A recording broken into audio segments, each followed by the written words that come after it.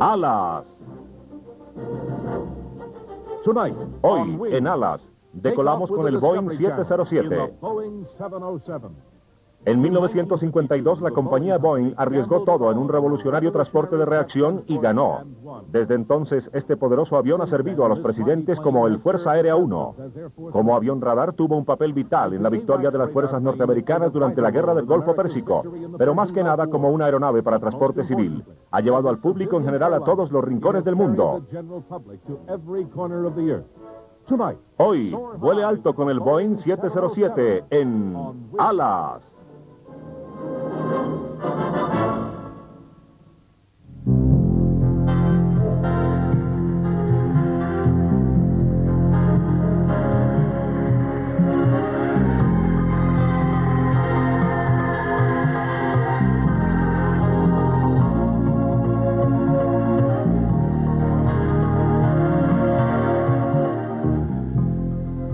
En 1952, la compañía Boeing asumió un enorme riesgo desarrollando el prototipo de una aeronave para transporte a propulsión. Arriesgaron más que el valor neto de la compañía en este proyecto, y si la nueva aeronave hubiese fallado, pudo haber llevado la compañía a la bancarrota. El Boeing 707.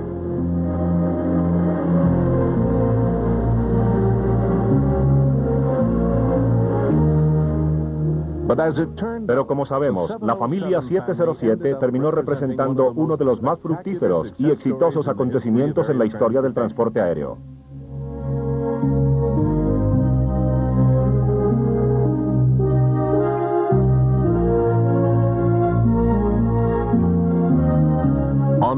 El 15 de mayo de 1954, el Boeing 367-80, ahora reconocido simplemente como el Raya 80, fue mostrado a un asombrado público de invitados y trabajadores de la empresa. El interés en el proyecto era enorme. No obstante las traumáticas experiencias que los británicos habían tenido con el Havilland Cometa, también de propulsión a chorro. Ninguna de las personas ahí reunidas dudaron de lo significativa que era esta ocasión. Pero muy pocos, sin embargo, adivinaron que estaban en presencia de uno de los modelos de aviones más importantes que se hayan construido. El Raya 80 fue diseñado como un trabajo particular para comprobar la viabilidad del transporte de propulsión a chorro.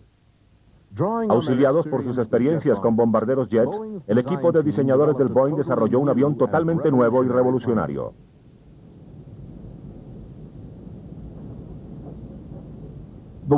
Las alas eran de nuevo diseño, conservando el arrastre de 35 grados de los jets militares de la compañía, pero mucho más rígidas. Las aletas fueron divididas para evitar interferencia con los escapes del motor, y se utilizaron dos pares de alerones, uno para cruceros a alta velocidad y el otro para despegues y aterrizajes.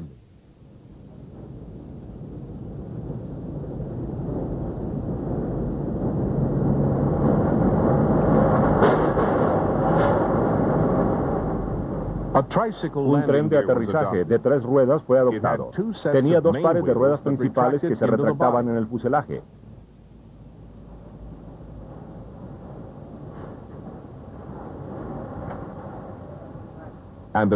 Y 2 ruedas en la nariz que hacían lo mismo.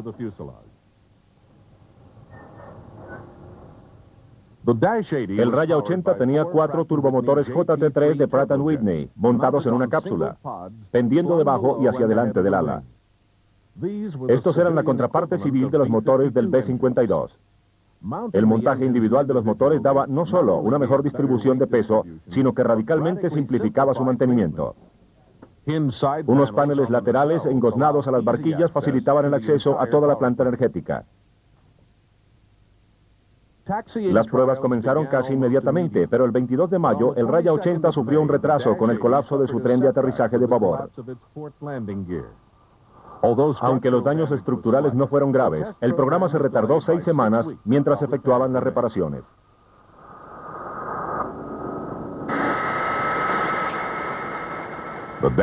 El Raya 80 tenía 43 metros de longitud y una envergadura de casi 45 metros.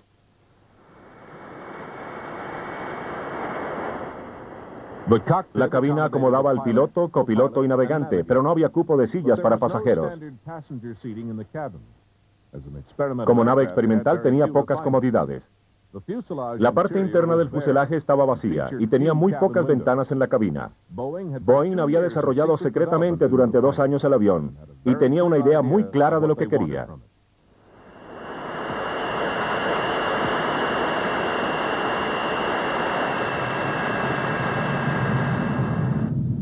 Tex Johnston, el jefe de los pilotos de pruebas de Boeing, fue escogido para volar el Raya 80.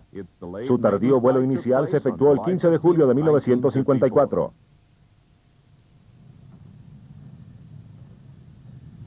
Mientras la tripulación hacía su lista de rectificaciones, llevaban con ellos las esperanzas de toda la compañía Boeing. Teóricamente, debía haber un gigantesco mercado civil y militar esperando el avión. Pero Boeing había sido extremadamente cautelosa. No tenía ningún apuro para entrar al mercado comercial, en parte porque el público y las compañías aéreas aún estaban algo dudosas acerca de los viajes con propulsión a chorro.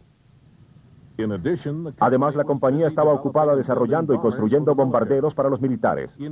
Con el tiempo, el Raya 80 no solo comprometería a Boeing con el mercado civil, sino que acabaría del todo con la competencia.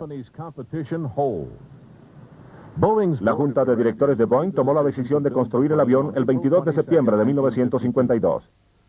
Estaban convencidos de que la Fuerza Aérea necesitaría comprar transportes a propulsión y de que su diseño no solo reflejaría las necesidades militares, sino que también podría ser vendido con éxito en el mercado civil.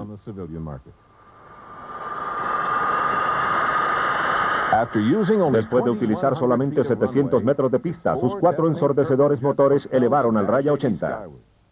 Johnston posteriormente notó que el avión quería escalar como un cohete y tuvo que reducir la potencia para quedarse dentro de la velocidad establecida para el primer vuelo. Esta salida inicial solamente duró 1 hora y 24 minutos y en los 8 días siguientes fueron acumuladas un total de 15 horas con 46 minutos de vuelo.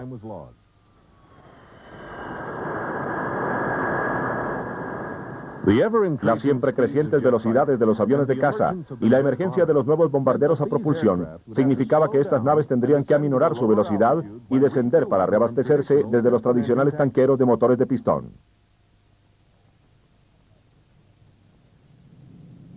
La Fuerza Aérea no necesitó de mucho tiempo para evaluar el Raya 80 y apreciar su potencial como tanquero.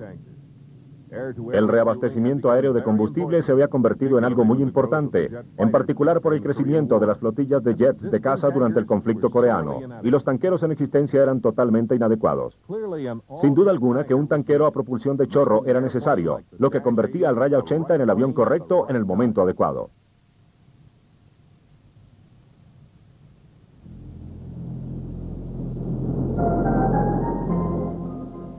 Tres semanas después del primer vuelo del Raya 80 y antes de que fuera aprobado como tanquero, Boeing recibió un contrato de la Fuerza Aérea para la entrega de 29 aeronaves. La moral de la compañía se levantó en una época en la que la respuesta sobre su versión civil no había sido muy positiva. Al poco tiempo, al Raya 80 se le ajustó un botalón modificado y un exitoso programa de reabastecimiento fue lanzado.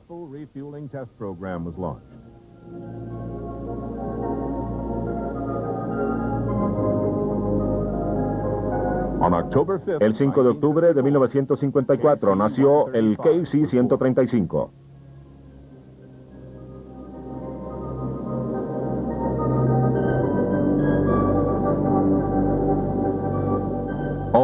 Aunque el primer pedido militar fue solo por un reducido número de aviones, su potencial era enorme. Hacia finales de 1953, la Fuerza Aérea invitó a que se le presentaran proposiciones para la entrega de una flota de tanqueros para el Comando Aéreo Estratégico, extendiendo así las capacidades de sus B-47 y B-52. Fueron 6 las compañías invitadas para presentar carta de intención para este lucrativo contrato. La Fuerza Aérea quería 800 tanqueros y Boeing se la jugaba toda.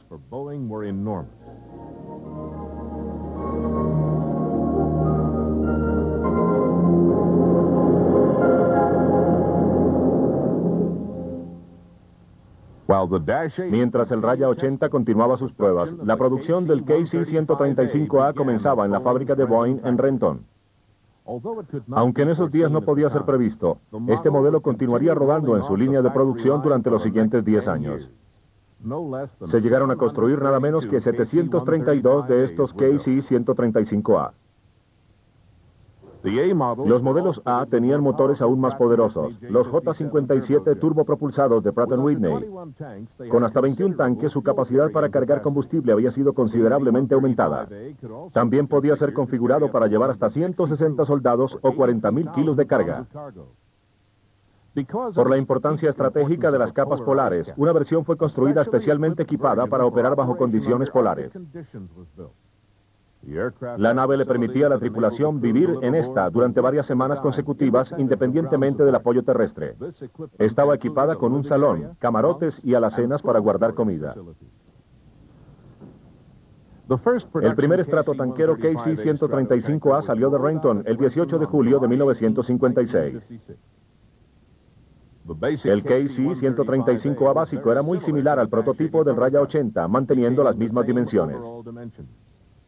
El primer tanquero voló el 31 de agosto de 1956. Tras su periodo inicial de prueba, entró al servicio del Comando Aéreo Estratégico a mediados de 1957.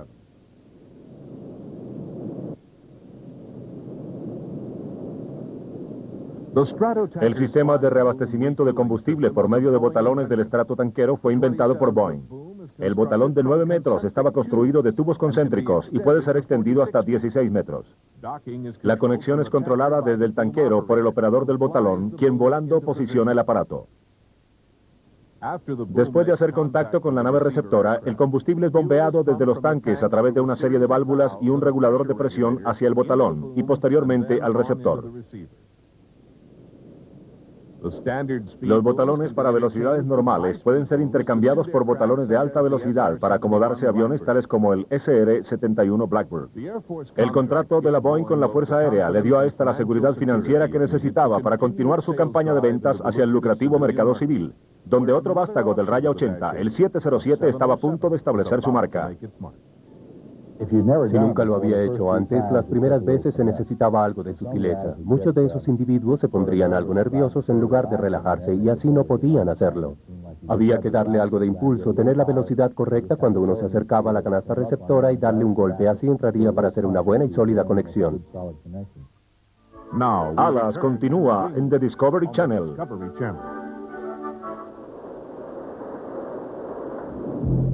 La línea aérea Pan American fue el primer cliente de Boeing para un 707 y ordenó 20 naves en octubre de 1955. Para enojo de Boeing, Pan Am también ordenó 20 Douglas DC-8 el mismo día, aunque ese avión no volaría sino 3 años después.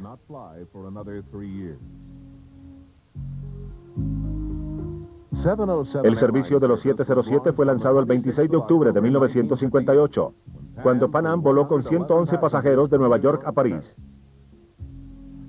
Al poco tiempo, American Airlines inició el primer vuelo programado en estos aviones desde Los Ángeles hasta Nueva York. El tiempo de vuelo para cruzar Estados Unidos fue efectivamente reducido a la mitad, a 4 horas 3 minutos.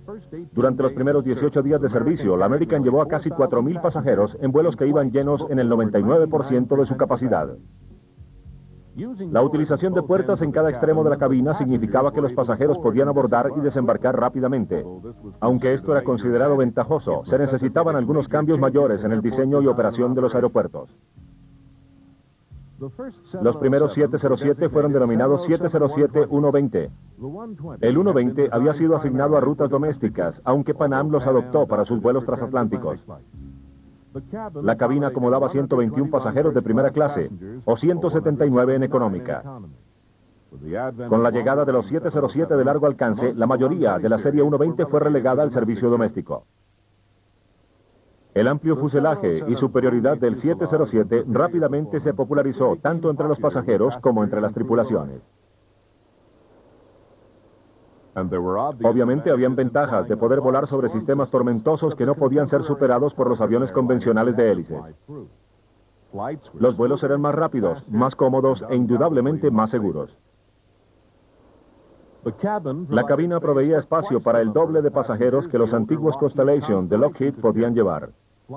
Volar se estaba convirtiendo en una opción más viable para más y más viajeros. Al igual que los nuevos jets acabaron con los aviones de hélice, también estaban acabando con los enormes transatlánticos.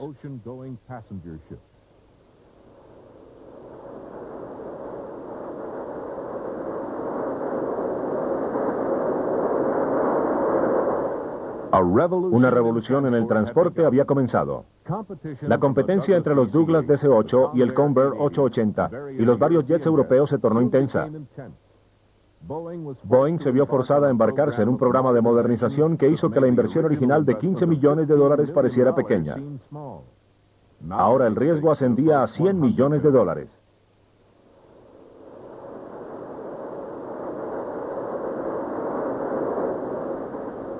No obstante, Boeing tenía una considerable ventaja de producción sobre sus rivales.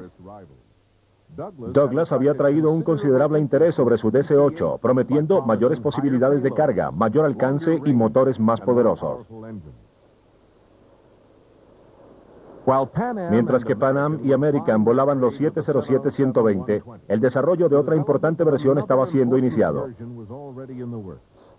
Respondiendo al reto de Douglas, Boeing anunció un nuevo 707 que ofrecía mayor autonomía y capacidad, el 707-320 Intercontinental.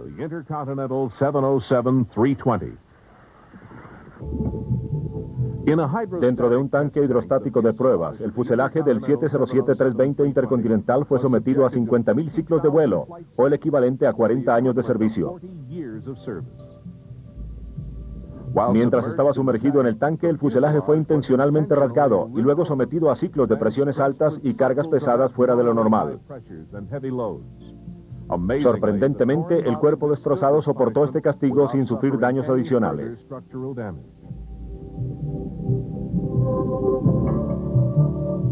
El 707-320 voló por primera vez el 11 de enero de 1959 y las pruebas tuvieron tanto éxito que apenas 35 días más tarde el avión fue entregado a la Administración Federal de Aviación para su certificación.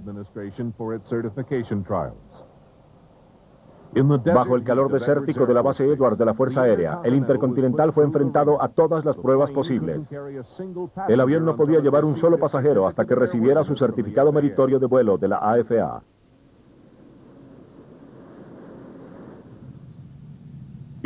Los poderosos motores turbojet de Pratt & Whitney le permitieron a la aeronave llevar una carga equivalente a 189 pasajeros.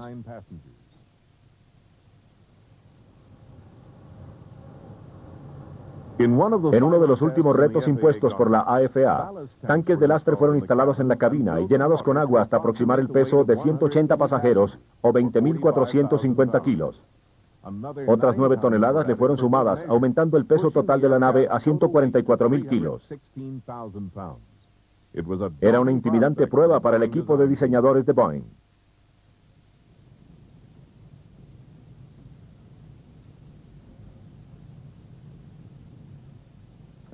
El día de la prueba, las condiciones eran perfectas para un despegue con máxima carga, y los enormes turbojets solo utilizaron las 2/3 partes de la pista antes de elevar al Intercontinental.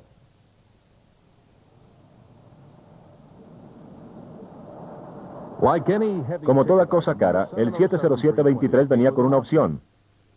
Esta era un motor turbojet Rolls-Royce Conway.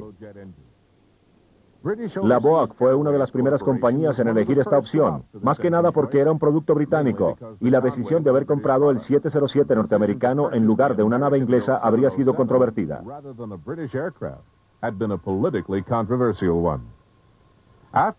Después de las pruebas para conseguir un certificado británico, un número de extensas modificaciones fueron ordenadas.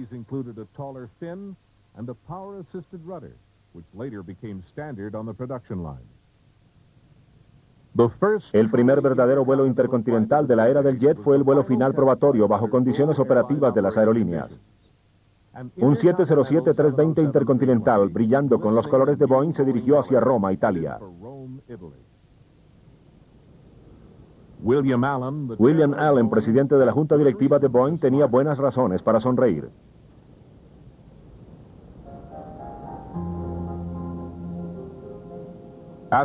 Tras despegar en el campo Boeing en Seattle, el 707-320 tomó rumbo hacia el nororiente sobre la gran ruta del Círculo. Voló sobre Canadá, Groenlandia, Escocia y Alemania.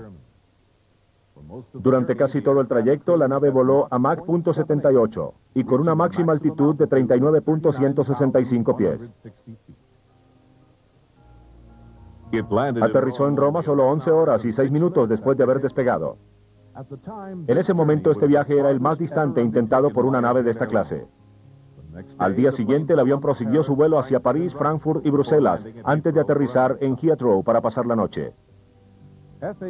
La certificación de la AFA fue dada el 23 de septiembre de 1958 y la revolución del transporte continuaba.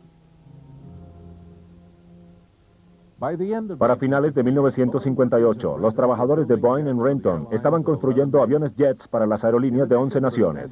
Además del 707, se estaban preparando para el 320 Intercontinental, una aeronave considerada tan drásticamente diferente que finalmente fue lanzada al mercado como el Boeing 720.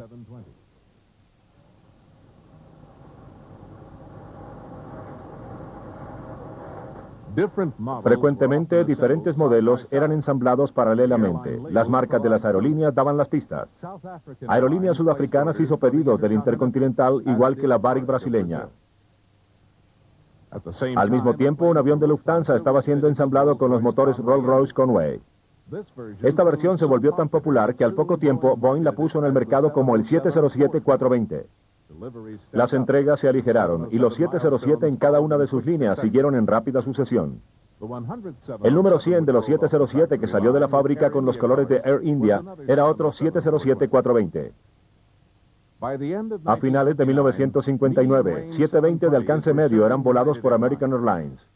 En total, 154 unidades de este modelo fueron construidas en sus dos versiones. Lufthansa voló hacia Alemania en tiempo récord. Y Sabena comenzó sus servicios con los 707 hacia África y Rusia. El modelo 720 fue cronometrado a una velocidad de Mach 0.9, tal como los diseñadores de Boeing habían prometido. Un Intercontinental con motores Rolls-Royce hizo historia para la BOA cruzando el Pacífico Norte desde Seattle hasta Tokio sin parar.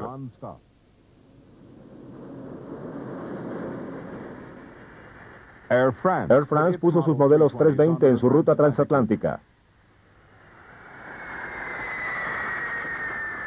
Una especial versión tropical comenzó prestando servicio con Braniff. Estos nuevos jets eran tan populares que hasta cuando suficientes de ellos comenzaron a prestar servicio, los aviones se llenaban con pasajeros de primera clase, y al año de su primer vuelo, más de 2 millones de pasajeros habían volado en esta maravillosa máquina de Boeing.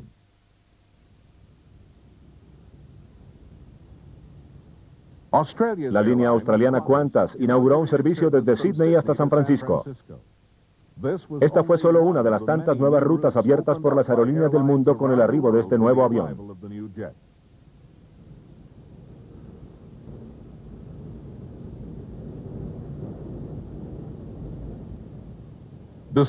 Sin importar la considerable presión para que Qantas comprara en Inglaterra, escogieron el 707-120. Y de acuerdo a las necesidades de su clientela, Boeing construyó esta versión, menos larga, específicamente para las pistas más pequeñas donde la compañía hacía sus paradas sobre las islas del Pacífico. Y por Qantas tener rutas más largas, la capacidad de pasajeros era sacrificada a favor del desempeño.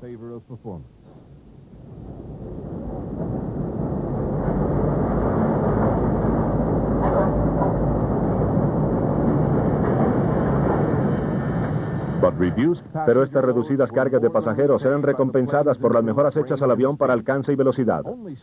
Solo 7 de ellos fueron construidos y todos tuvieron éxito. Al poco tiempo, los pasajeros de Qantas felizmente vieron sus vuelos transoceánicos reducidos a apenas 15 horas. La producción de la última serie de los 707 terminó en 1979, después que 917 unidades fueron construidas. 19 modelos diferentes habían sido operados por 62 aerolíneas diferentes, y por lo menos 300 de estas aeronaves siguen prestando servicio. Alas continuará en The Discovery Channel. Alas continúa en The Discovery Channel.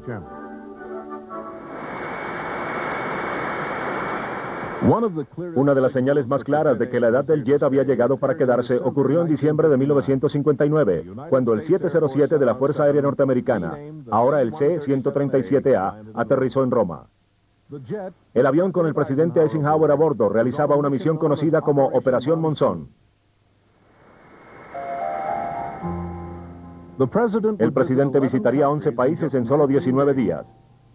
Antes del 707, este mismo viaje se hubiese tardado más de un mes. En Turquía, el presidente fue recibido por más de 400.000 personas.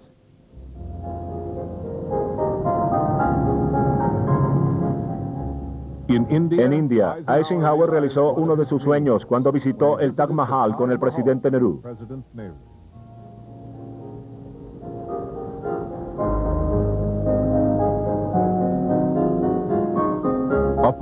Cuando llegó a Atenas vía Teherán, Eisenhower y su grupo habían viajado a través de todo el imperio de Alejandro Magno en un solo día.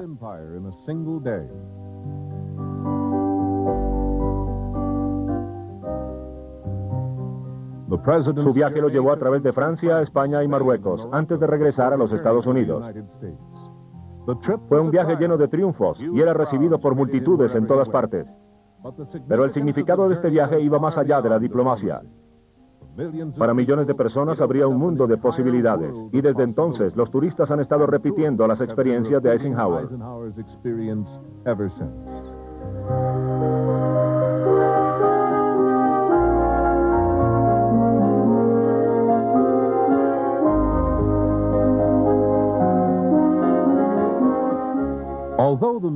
Aunque los militares tenían su propia versión del avión de Boeing, el C-135, la Fuerza Aérea también compró muchos 707 civiles, y todos fueron denominados C-137.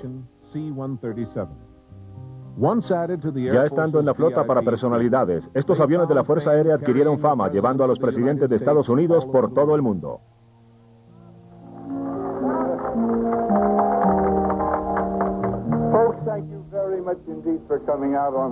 En verdad les agradezco que hayan venido esta noche tan fría a recibirnos.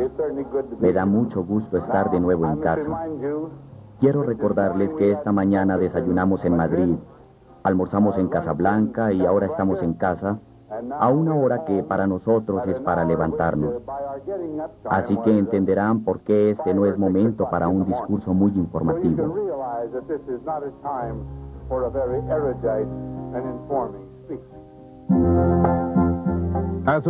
Como transportadores de presidentes, los C-137 se han convertido en parte de la historia. Esta aeronave fue la Fuerza Aérea 1, de 1962 a 1972. Su momento más álgido y trágico lo tuvo cuando llevó el cuerpo del asesinado presidente John F. Kennedy de regreso a Washington en 1963.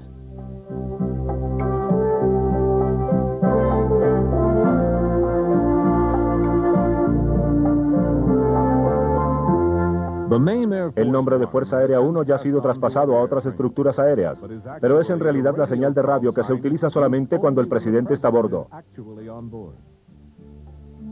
Operado por el ala de transporte aéreo, cada DC-137 fue configurado con un interior personalizado y lujosamente equipado, para acomodar un poco más de 20 pasajeros. También le fueron instalados unos sistemas de navegación y de comunicación muy especiales, dotando a los pasajeros de una autosuficiencia global. En 1989, un par de Boeing 747 fueron añadidos al ala de transporte aéreo para uso presidencial. En contraste con el pequeño número de C-137, una gran flota de sus cercanos parientes, el C-135, fue construida. Muchas de las estructuras han sido renovadas y han sido utilizadas en una serie de sorprendentes innovaciones por varias ramas de las Fuerzas Armadas. Durante la guerra de Vietnam, el 135 se hizo famoso con unas 10 diferentes versiones que operaban dentro de este teatro bélico. Uno de los más notables, el SE-135, actuaba como un puesto de mando aéreo, operando en funciones críticas durante la guerra aérea allá. Varias aeronaves fueron adaptadas para acomodar equipos electrónicos y de inteligencia bajo el servicio del Comando Aéreo Estratégico. De frente, el S-135 se parece a cualquier otro de su serie que tiene la Fuerza Aérea. La gran diferencia está atrás. Este es el puesto de comando aéreo del CAE, Comando Aéreo Estratégico, conocido como el Catalejo. El puesto de comando aéreo es una versión menor del puesto del comando subterráneo del CAE y tiene las mismas capacidades básicas. Cada día el puesto de comando subterráneo controla las fuerzas del CAE en todo el mundo. Sería un blanco primordial para un potencial enemigo en tiempos de guerra. Si el puesto subterráneo de mando es inhabilitado, el control de las fuerzas del CAE es pasado al puesto de mando aéreo. Sus oficiales a cargo están entrenados para manejar cualquier contraataque que el presidente ordene y para dirigir la recuperación de las fuerzas bombarderas y de tanques que estén regresando. Existe un puesto de comando aéreo volando sobre el Medio Oeste durante las 24 horas de cada día. Además, el Catalejo tiene la capacidad de lanzar fuerzas misiles si los centros primarios de lanzamiento son inhabilitados.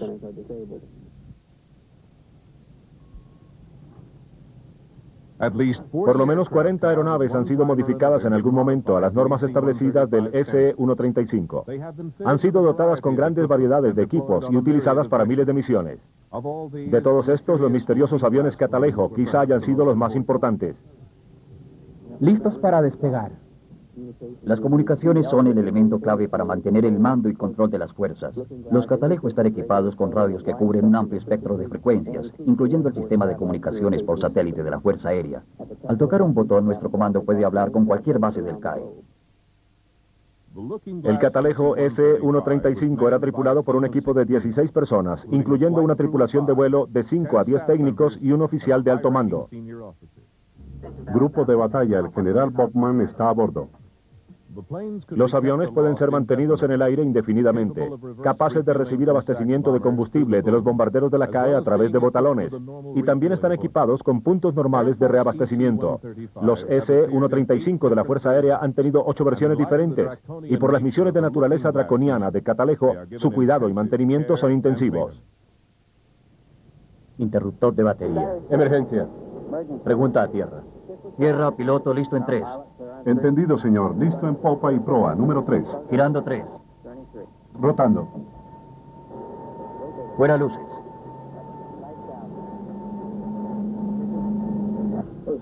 Ciertamente ha habido muchos cambios en el Catalejo, en lo que se refiere a equipos y desempeño en los últimos 21 años.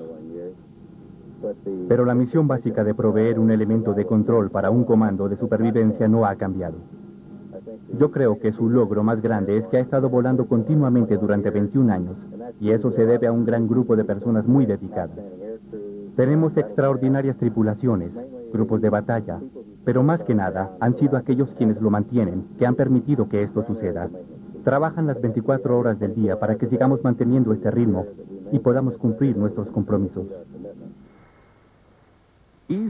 La primera producción de los SE-135 fue a mediados de los años 60, pero muchos de ellos siguen en servicio todavía.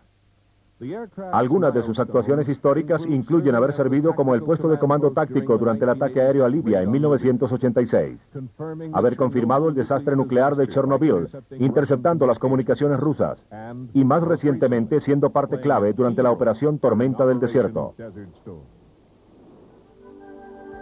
Alas continuará en The Discovery Channel.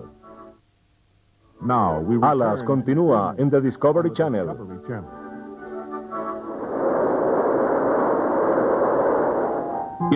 A finales de los años 60, la Fuerza Aérea le otorgó un contrato a Boeing para convertir 2 series de aeronaves 320 civiles para un trabajo especial. Cuando estuvieron terminados, esta pareja de aviones era inconfundible, ya que ambos llevaban una antena rotatoria de 10 metros de diámetro sobre el fuselaje trasero. Estos 707 convertidos, designados como el SE-137, fueron los primeros de una legendaria especie, los AWAC, aeronaves con sistema para control y advertencia. Los AWAC desempeñaban las funciones de una estación de radar, centro de comunicaciones y puesto de mando. Todas dentro de una plataforma, volando alto sobre la tierra. Es móvil, resistente, durable y anti-interceptable. Capaz de una vigilancia de largo alcance en cualquier clase de clima y sobre todo tipo de terreno. Es vital para el paraguas defensivo norteamericano. Y es como un centinela aéreo que los 707 militares se han ganado su reputación.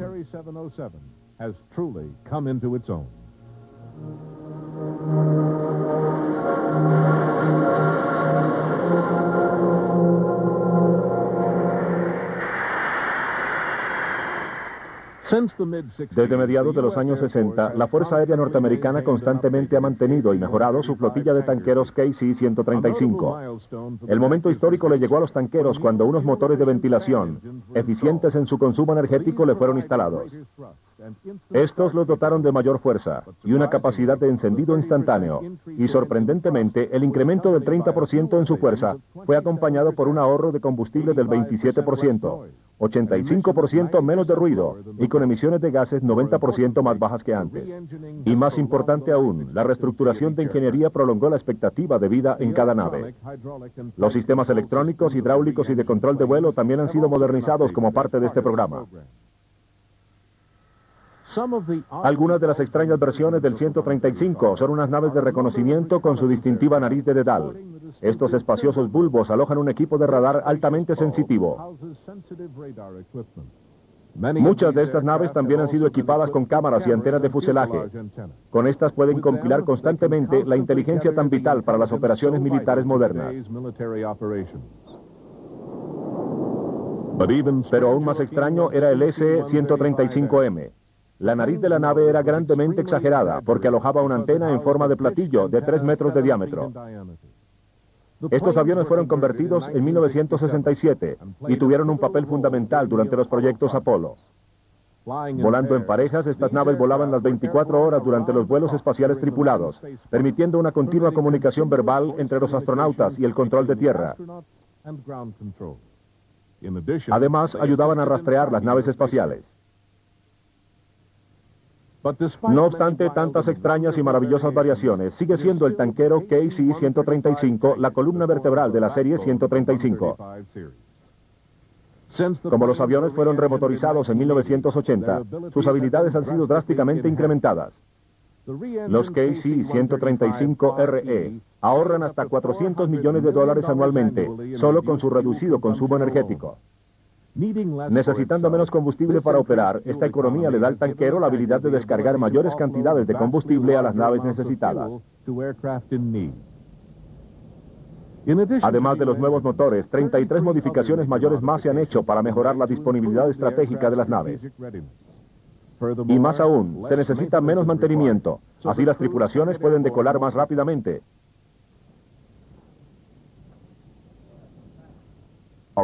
Alrededor del mundo, 24 horas al día, 365 días al año, hay tripulaciones en estado de alerta tripulando las aeronaves tanqueras KC-135.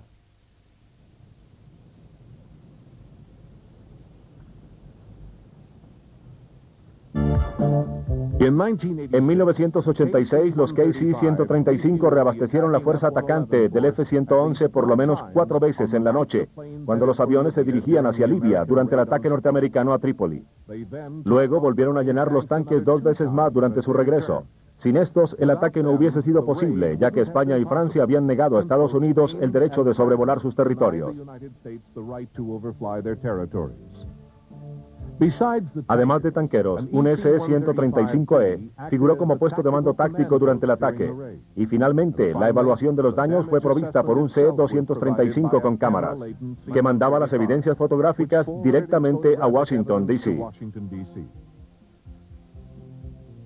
En el Golfo, durante la operación Tormenta del Desierto, los KC-135 de Estados Unidos y Francia fueron las fuentes principales de abastecimiento aéreo para todos los aviones norteamericanos y otras naves aliadas. Los poderosos nuevos motores de turbohélice le daban a las naves reacondicionadas un enorme empuje. Esto ha reducido su espacio para despegue en 800 metros, mientras que su peso máximo para decolar se ha incrementado hasta 111.000 kilos.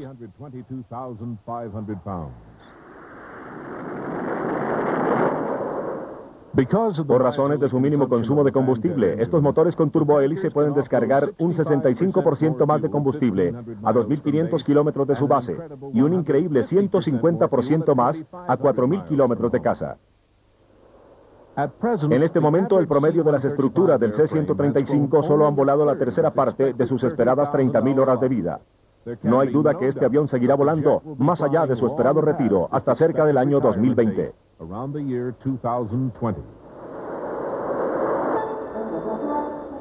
El reabastecimiento nocturno sobre Laos, junto con el clima, fue lo más difícil que hice en el 66.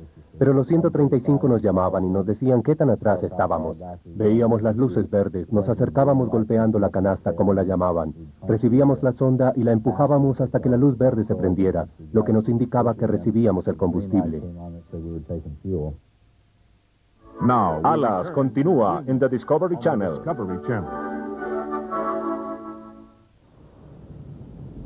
En 1972 el Raya 80 fue puesto en buen retiro, donado al Museo Nacional Aeroespacial en Arizona. Pasó 18 años sin que nadie lo notara por falta de espacio para exhibirlo. Era un avión nacido en el génesis de la era del jet y había sido utilizado como uno de los conejillos de India de la aviación. Fue una plataforma para las visiones de los soñadores de la aviación. En 1990, el largo letargo del Raya 80 fue perturbado, cuando un equipo experto en restauraciones inició la minuciosa labor de revivir al viejo veterano.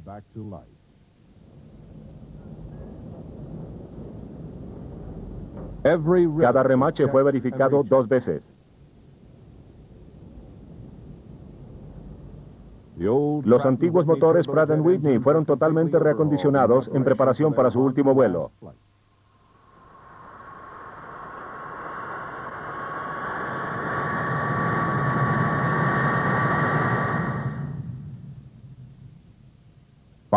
Finalmente, el Raya 80 estuvo listo, preparado para hacer su última travesía rumbo a casa, retornando a su lugar natal en Seattle.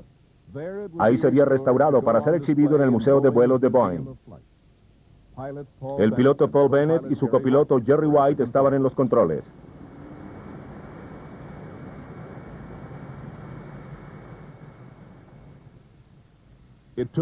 Se necesitó un equipo minuciosamente escogido de 15 técnicos e ingenieros y un total de 1000 horas hombre para preparar esta vieja ave para su viaje.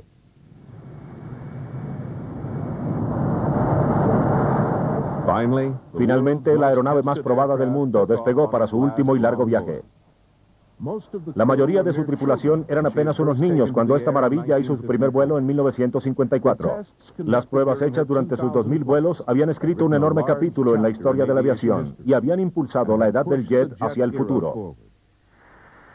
En ruta hacia Seattle, el Raya 80 aterrizó en Moses, Lago Washington, recogiendo una famosa pareja de viejos amigos y admiradores para que participaran en el triunfante regreso del avión al campo Boeing.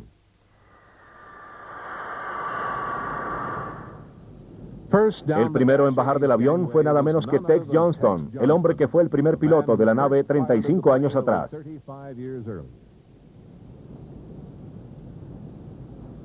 Solo quedaba una tarea para devolver el avión a su gloria original. Utilizando un nuevo método ambientalmente seguro para quitarle la pintura, con hielo seco en lugar de químicos tóxicos, se preparó el avión para sus últimas capas de pintura. Verdaderamente era la primera vez que se utilizaba este método, y sería la última prueba en la que el Raya 80 estaría envuelto.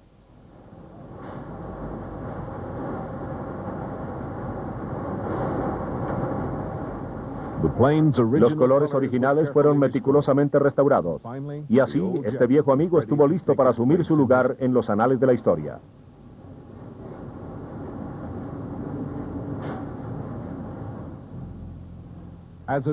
Como un homenaje a la enorme contribución del Raya 80 a la aviación, el Museo Smithsoniano lo ha declarado como una de las 12 aeronaves más importantes de todos los tiempos. Antes de su retiro, el avión hizo su último vuelo, trasladando a los que lo vieron en épocas ya pasadas.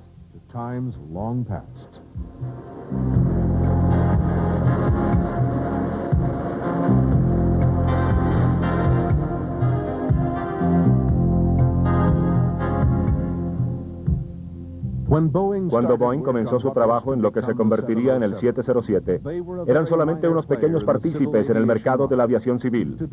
Hoy día son la fuerza dominante en este mercado. La propia industria en sí fue cambiada para siempre por la trascendental decisión tomada por la Junta Directiva de la compañía en 1952. El arribo del 707 abrió el transporte aéreo a un masivo mercado nuevo. Y las tantas aeronaves militares basadas en su diseño con seguridad serán opacadas por el avión civil.